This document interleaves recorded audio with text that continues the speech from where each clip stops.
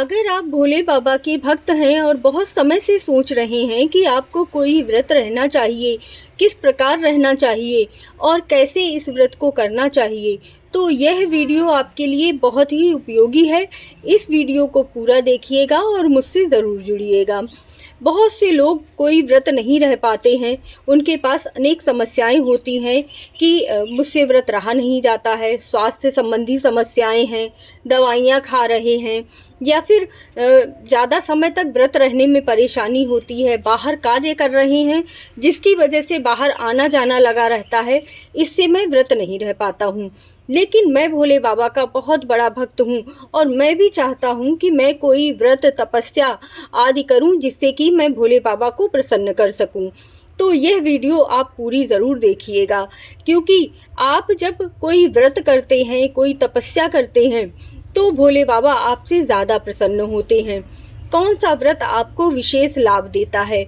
यह व्रत प्रदोष व्रत है जो महीने में 2 ही आते हैं, जिन्हें करना आपके लिए बहुत आसान हो जाता है। इसीलिए आपको प्रदोष व्रत ज़रूर करना चाहिए। अगर आपने अभी तक प्रदोष व्रत नहीं शुरू किया है तो आप इस प्रदोष व्रत से भी व्रत की शुरुआत कर सकते हैं। महीने में 2 प्रदोष व्रत आते हैं, एक कृष्ण पक्ष में और दूसरा शुक्ल पक्ष में, और आप दोनों ही व्रत करके भोलेनाथ की विशेष कृपा प्राप्त कर सकते हैं। यह व्रत हर माह की त्रयोदशी तिथि पर पड़ता है।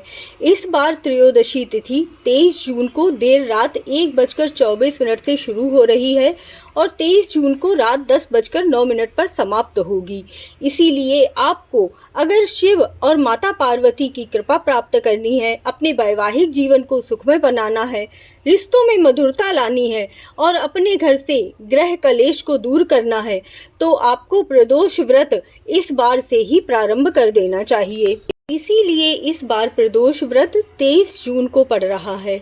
आपको प्रदोष व्रत में भोले बाबा और माता पार्वती की पूजा करनी होती है।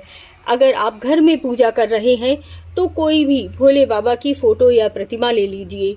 अगर आपके पास शिवलिंग भगवान है तो बहुत ही अच्छा है, पंचामृत अभिषेक ज़रूर करवाइएगा। नहीं तो फ़ोटो या प्रतिमा के समक्ष आपको दीपक जलाना है, स्वच्छ सफ़ेद कपड़े पहनने हैं और भोलेनाथ के मंत्रों का जाप करना है। बहुत ही सरल विधि से आपको पूजा अर्चना करके, शिव चालीसा का पाठ करके और इसके बाद जो प्रदोष व्रत की कथा है उसका पाठ कीजिए, आरती कीजिए और ओम नमः शिवाय मंत्र का 108 बार जाप कर लीजिए। अगर हो सके तो इस व्रत में प्रदोष काल की पूजा का सबसे ज़्यादा महत्व होता है। शाम के समय आप मंदिर चले जाइए, भोलेनाथ का जलाभिषेक कीजिए, एक शुद्ध दीपक देशी घी का प्रज्वलित कीजिए और वहां बैठकर अगर आप शिव चालीसा का पाठ करते हैं, उसके बाद श्री शिवाय नमस्तुभ्यम इस मंत्र का जाप करते हैं, तो आप पर भोलेनाथ की हमेशा ही विशेष कृपा बनी रहती है। पूरा दिन फलाहार रहते हुए इस व्रत को आपको करना चाहिए। अगर आप दवाई वगैरह खाते हैं तब आप एक समय भोजन कर सकते हैं। बस ध्यान रखिएगा कि आपको मीठा भोजन ही इस व्रत में करना चाहिए। अगर आप बहुत ज़्यादा समय तक व्रत नहीं रह पाते हैं तब आप छोटे छोटे संकल्प लीजिए, जैसे कि आप 5 प्रदोष व्रत का संकल्प लीजिए, 11 प्रदोष व्रत का संकल्प लीजिए और उसके बाद एक छोटा सा उद्यापन कर दीजिए। ब्राह्मण और ब्राह्मणी को भोजन करवा दीजिए। वस्त्र रूप में वस्त्र, चुनरी, साड़ी जो भी आप सामर्थ्य अनुसार कर सके वह कर दीजिए और साथ में श्रृंगार की सामग्री ब्राह्मणी को देना बिल्कुल मत भूलिए। मुझे तो ऐसा लगता है कि ज़्यादा दिनों तक व्रत रहने की बजाय छोटे छोटे संकल्प लेने से आपका व्रत ज़्यादा अच्छी तरह से पूर्ण होता है, आपका पूजा में ज़्यादा मन लगता है।